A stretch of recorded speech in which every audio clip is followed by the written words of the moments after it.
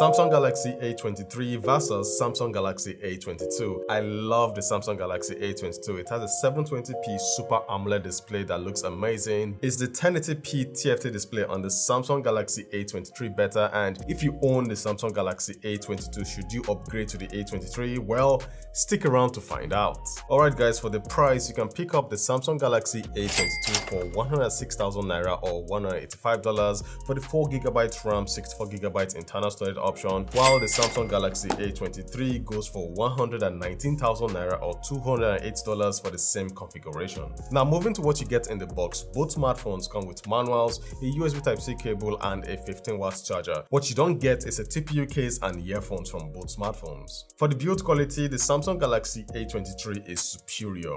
The front is protected with Corning Gorilla Glass 5, while the Samsung Galaxy A22 just has glass at the front. The frame and rear of both smartphones are made from plastic. For the weight, the Samsung Galaxy A22 is the lighter smartphone, and for the IP rating, both smartphones are not rated, but that hasn't stopped me from submerging both smartphones in water and they both survived. Please guys, do not try this at home. For the external features, both smartphones are evenly matched, both have a dual SIM and memory card slot, both are 4G smartphones, and both have a 3.5mm audio jack. Now, which smartphone has the louder mono speaker? Well, that goes to the Samsung Galaxy A23. It just sounds better, and for the fingerprint scanner, they unlock at the same time, and same with the less secure face unlock feature. Now guys, let's talk about the display. The Samsung Galaxy A22 comes with a 720p Super AMOLED display, while the Samsung Galaxy A23 comes with a 1080p TFT display. Both smartphones have a 90Hz refresh rate, and for brightness, the Samsung Galaxy A22 has the brighter display.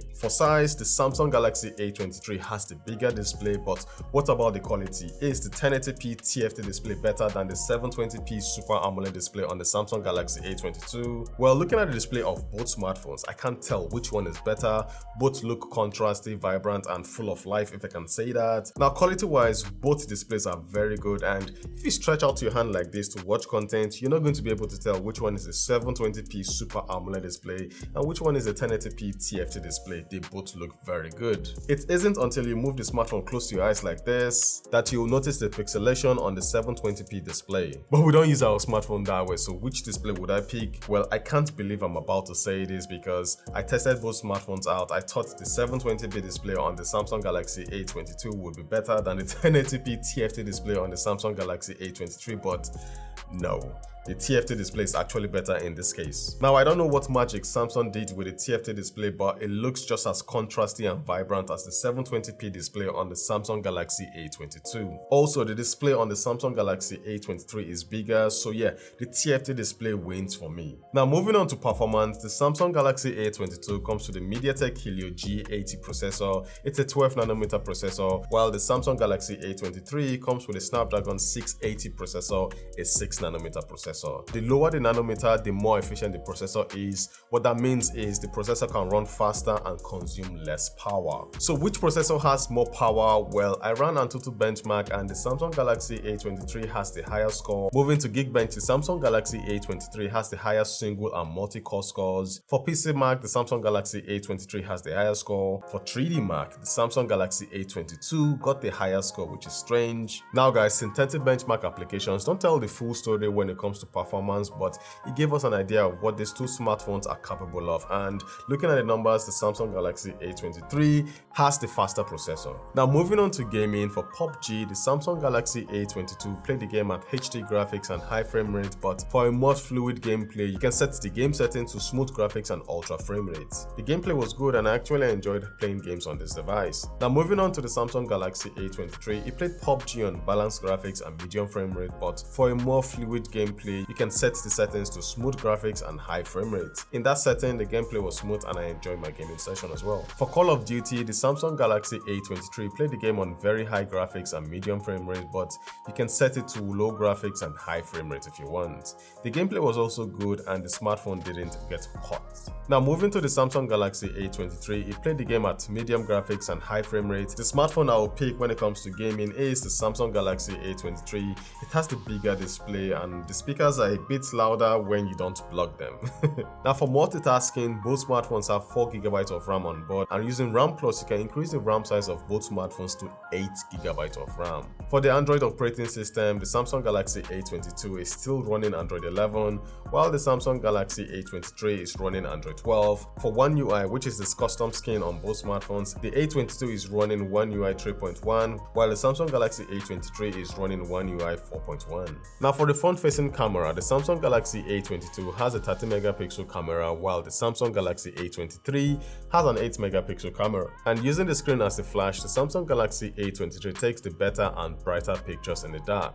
Now standing in front of a window, the Samsung Galaxy A23 produced a better skin tone, although the picture quality is a little bit soft and it also shows the real color of the shirt I'm putting on. Now going outside, the Samsung Galaxy A23 shows a bit more dynamic range and has a better skin tone. Facing the sun, I prefer the looks and skin tone of the Samsung Galaxy A23. For portrait shots, both smartphones are equally matched. Alright, now let's see which smartphone has the better front-facing camera for videos. Now the Samsung Galaxy A22 comes with a 13MP front-facing camera, while the Samsung Galaxy A23, the newer device, comes with a 8MP front-facing camera.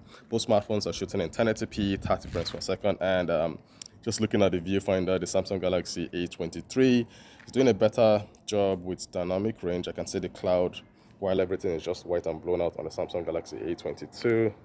Sharpness on the A23 is also too much, I feel. But hey, what do you guys think? Which one is doing a better job? Which one has the better audio quality? Which one has the better video quality? Both smartphones, again, are shooting in 1080p, 30 frames per second. So yeah, which one would you pick?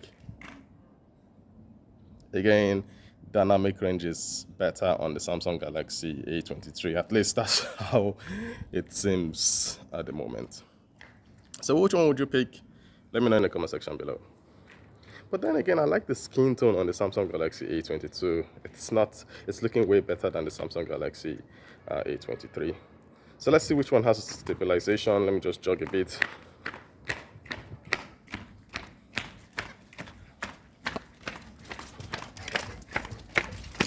Also, my shirt looks better, or it looks real. The Samsung Galaxy A22 is showing how my shirt looks in real life, while the Samsung Galaxy A23 is giving it another color. So the color on the Samsung Galaxy A22 is how my shirt looks like. Yeah. Now moving to the rear cameras, the Samsung Galaxy A23 has a 48MP main camera, while the A23 has a 50MP main camera. The ultra-wide camera on the Samsung Galaxy A22 is an 8MP shooter, while the ultra-wide on the A23 is a 5MP camera. Both smartphones have a 2MP depth and 2MP macro camera. For the main camera, photos kind of look alike. Scene detection seems to work better on the Samsung Galaxy A22. Now looking at more pictures, the Samsung Galaxy A22 photos look better. For portrait shots, I prefer the colors produced by the Samsung Galaxy A22, and also for the ultra-wide shot, A22 looks better to me. Alright guys, so here's a video from the rear camera of both smartphones. The Samsung Galaxy A22 has a 48MP main camera, while the Samsung Galaxy A53, the newer device, has a 50MP main camera. And looking at both smartphones, man, the sky looks nice on the Samsung Galaxy A23. Which one would you prefer? Which one would you prefer? Which one would you prefer? Green looks better on the Samsung Galaxy A22. Again, both smartphones are shooting in 1080p, 30 frames per second. And how is the audio quality coming out from both smartphones? Which one would you prefer? Let me know in the comment section below. Look at this guy. See the way this guy is sounding. So yeah.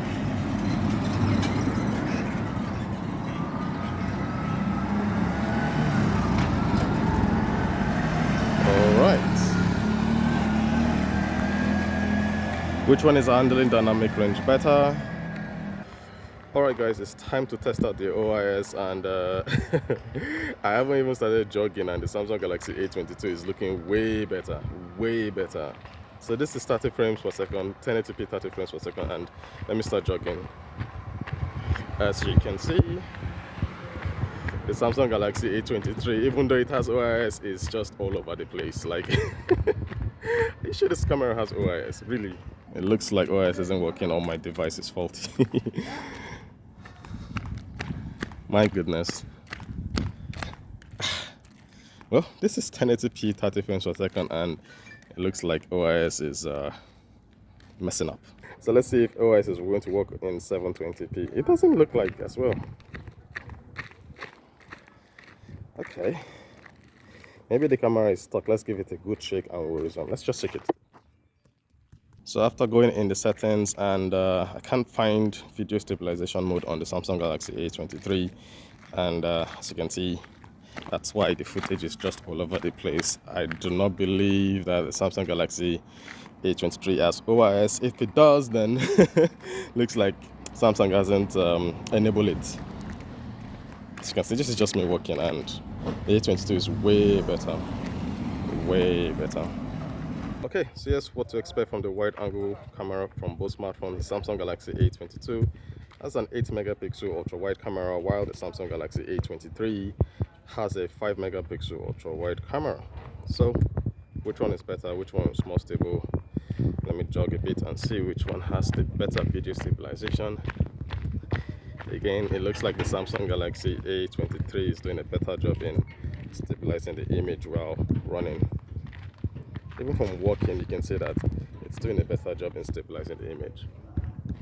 Now for the battery department, both smartphones have a 5000 mAh battery, and before playing games and running those benchmark applications that you saw, I charged both smartphones to 100%, and I noticed that the Samsung Galaxy A23 battery drained faster. Maybe it's because it's a TFT display and maybe this is AMOLED, but I noticed the battery drained faster on the Samsung Galaxy A23. Now when it comes to charging, both smartphones come with a 15 watts charger, but the Samsung Galaxy A23 is capable of charging at 25 watts, meaning you will need to get a 25 watts charger to make it charge faster. Now after looking at both smartphones, it's hard to pick a clear winner. For the build quality, the Samsung Galaxy A23 is better because of the cunning Gorilla Glass 5 at the front. For the external features, I think I'll just have to give it to the Samsung Galaxy A23 because of the slightly louder speaker. Now moving to the display, I would pick the Samsung Galaxy A23, but when it comes to the camera department, the Samsung Galaxy A22 is the clear winner. Cameras are important to me and I use them a lot, so I would actually pick the Samsung Galaxy A22, but the winner of this comparison is the Samsung Galaxy A23 if cameras are not that important to you. So ladies and gentlemen, we've come to the end of this comparison. Thank you for watching, and I will see you guys with more content like this. Valor Reviews, signing out.